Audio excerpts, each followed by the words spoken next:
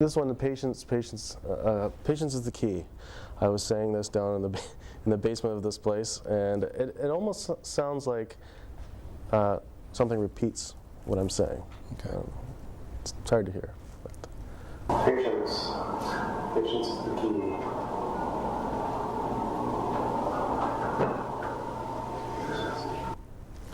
Just kind of there at the end. Yeah. You know, yeah, they're very short and sweet usually. Yeah, usually, you know, and they're kind of like gems in the rough, you know, when you find them. And well, and that's the thing I find, like, with paranormal evidence. I find that, you know, when I go out to do an actual real investigation, I get something about 1 in 5 investigations. It's not every time. No, that's right. Which to me is, you know, it's almost a good thing that you don't get them every time. You know, like, because if it was you were getting them every time, you would think, well, maybe there's some sort of natural occurrence that happens that, you know, just so the fact that you get it's so sparse that you get them, you know, it's a little bit more rewarding. Yeah, they're never easy. You know, like you do have to work and you have to do the vigils and take tons of photographs. Yeah. And I'm getting good at doing the photos now, I find. I'm seeming to get a lot more apparitions showing up in the photos, but I'm not seeing them when I take the take the photograph. I sort of feel like, okay, I got to take the picture here, and I take the picture, and then I have to look at it on my computer, and it's like, oh, there it is. And so then they jump out at me that way. I really wish I could see them and then just take their picture. Of course. That would be the way to go. Of course, you know, that's the you know, the one thing you want to get as an investigator is a picture of an apparition. You know, but definitely, definitely hard to get. Speaking of, guys, do we have any of photos I sent in tonight? Do we have any ready to go up?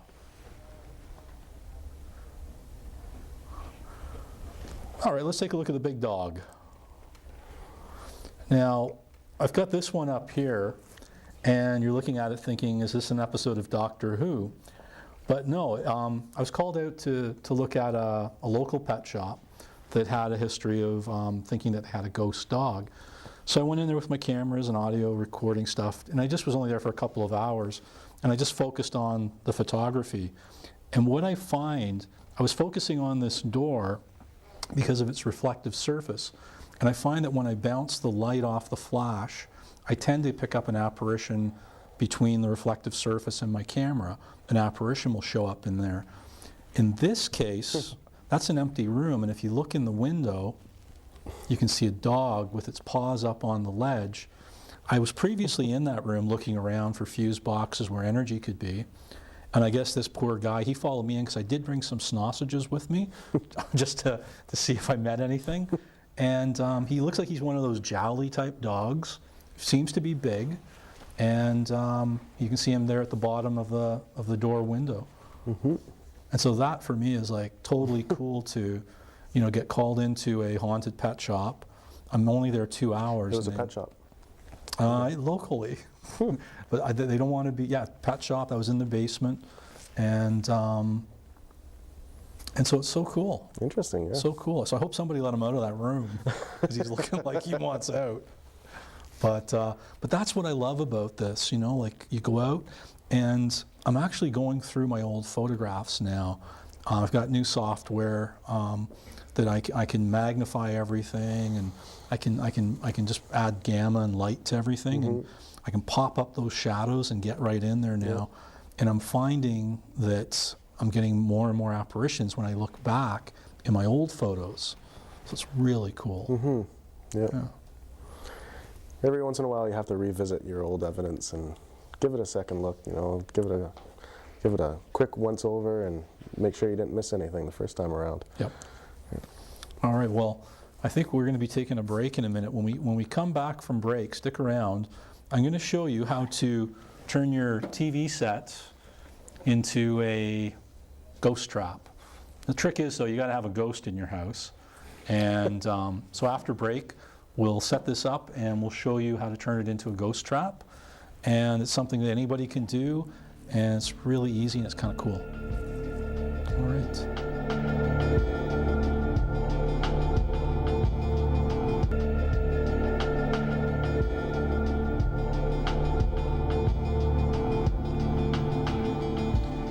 Welcome back to Hauntline. We've done some magic tonight, something new we haven't done before.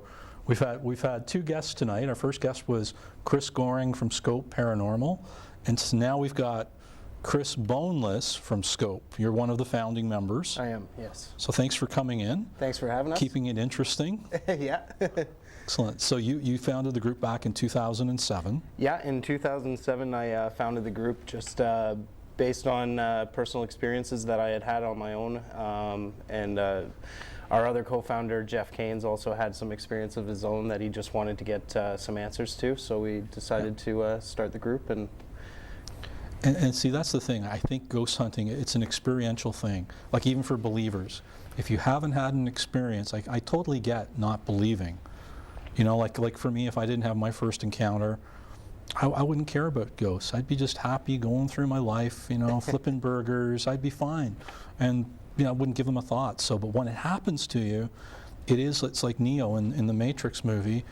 You see the world in a whole different way. it opens a lot of doors, and in the mind especially, like I find myself on a daily basis kind of questioning a lot of different things just because of what we investigate on a daily basis. So. Yeah, definitely. And even just today, like before coming into the show tonight, I was on the computer, I got some new software, and so I'm going through my old photos. And so this software like makes my ghost pop, like it makes the photos pop, and I get really into the shadows, so I play with the lighting. And I was just amazed, like I found, photos I'd already gone through before, I found like 5 or 6 that have apparitions in them. Really? And one I found, I was at I shouldn't say where I was this time, but I was at a location, and it was an abandoned building, and so while I'm doing my work in there, in the shadow, like in the window, you can see a head peering in, looking at us, and it was a creepy face, but definitely it was a male head, and it was like, ooh, that wasn't there, but we felt like we were watched the whole time we were there. Right. So now I'm going to catch these guys. They're going to pop now. Well, it's great that you got something to validate that. Exactly. Yeah. Yeah, that's why we use all this crazy stuff. It's about validation, collecting data, and even though we get these things, I don't know how many photos I have now, but you know, I don't really care about proving it to anybody anymore. I just share what I get with people. They can believe it or not. There's no agency out there coming along saying, let me check your files to make sure everything's up to date. Yeah. I used to worry about that years ago.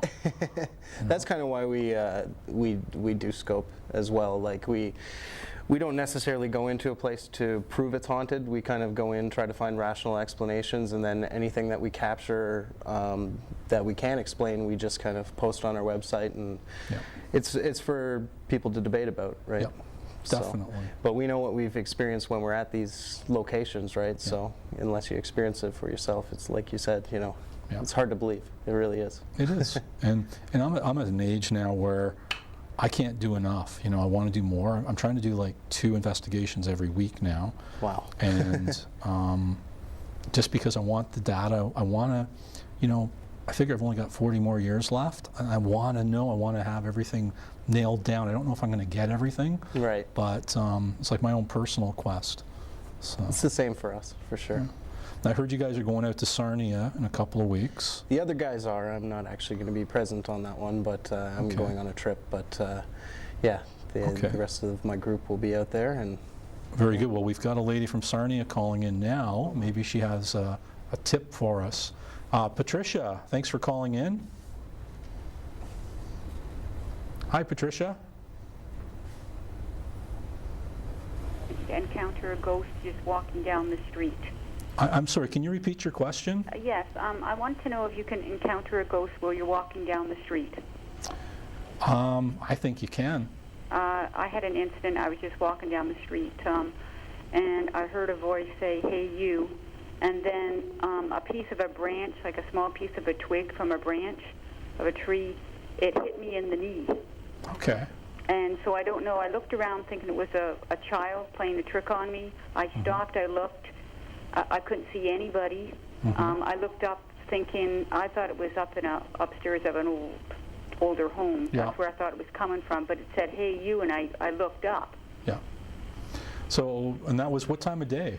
I would say it happened quite a few years ago, so I'd say it'd be in probably about around 10 o'clock in the morning.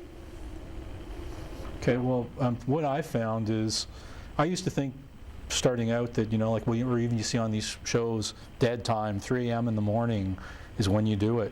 I've been out in broad daylight and I get apparition photos. And you know what? When I'm in the daylight, I get more colorful photos. Like, I'll get more blues and deeper hues, a broader range of color.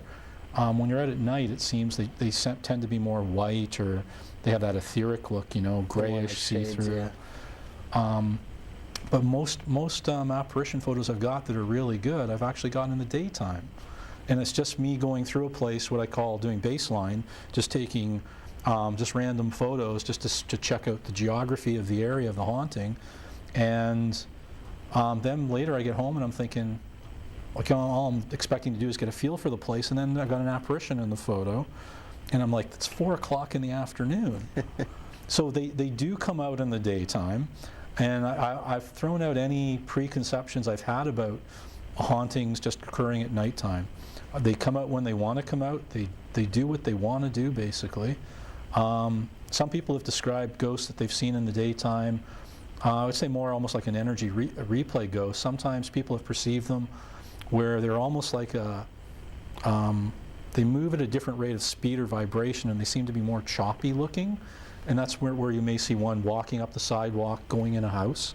And that seems to be an energy that might be, different psychics and mediums have described it. It's more of an energy replay like that. It almost has a psychotic mentality, like, I've got to do this, I've got to do this, and it just keeps doing the same thing again and again. And they tend to see them as more like, almost like black and white film, and very choppy, like, just like, I'm going into the house now. Da, da, da, da, da. So thanks for calling, Patricia. Okay, thank you. I should have asked if she wanted some help out there. But what do you guys think? You guys are going out there. If you want the information for the library, I can set you up with Victor out there. And if you guys are out there in the daytime, you can go through the place. He'd probably let you. Yeah. Say you're a friend of Cameron Baggs, and he'll let you in. Excellent. And it's an interesting place. The elevator is in the common part of the library, so there might be patrons there. I don't think the lecture room would be in use. Right. So that's more quiet, but I picked up some orbs there, but by the time I did my ghost talk, I was ready to just hit the road. I just wanted to hit a McDonald's and get home. And but that's a place I would like to get back to. It's worth checking out. Right on, yeah, we'd be definitely interested in going there. Okay.